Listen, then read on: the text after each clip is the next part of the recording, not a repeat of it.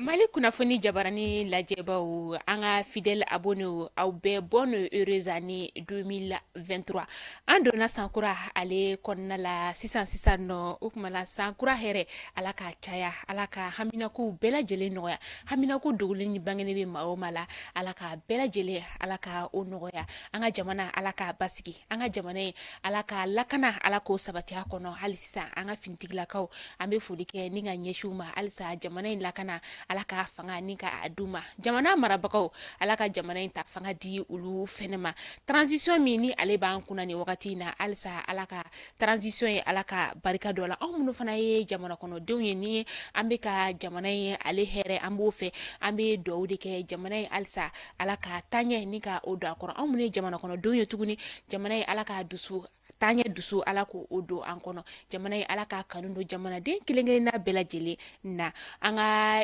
tungaranke minnu bɛ tunga fɛ vraiment an ka abonné belebelebaw ye tungarankew de ye mali kunnafoni abonné an bɛ olu fo danti foli min na tunga ala ka o diya tungarankew bɛɛ lajɛlen na tunga mana den mana kɛ fan o fan fɛ ala ka tunga diya aw la aw ɲuman taara cogo min na ka bɔ an ka jamana kɔnɔna la ni ka taa fɛn ɲini na ala ka fɛn nɔgɔya aw ye tunga faamajugu ala ka olu ɲɛ malo aw ma aw ɲuman taara cogo min na ala ka segin ni aw ɲuman ye ka na an fana ɲuman ni ka an sɔrɔ yan nɔ san 2023 in kɔnɔna la an bɛ dugawu kɛ halisa ala ka an lakana san 2022 min talen filɛ nin ye a ka taa n'a kɔlɔlɔw ni a juguyaw bɛɛ lajɛlen ye 23 min nana ala ka na ni a ka hɛrɛ ani a ka seba ye an ka jamana ye ale kɔnɔna la jamanaden kelen kelenna bɛɛ lajɛlen ka a hɛrɛ ni ka o sɔrɔ aw bɛɛ bonne heureuse année 2023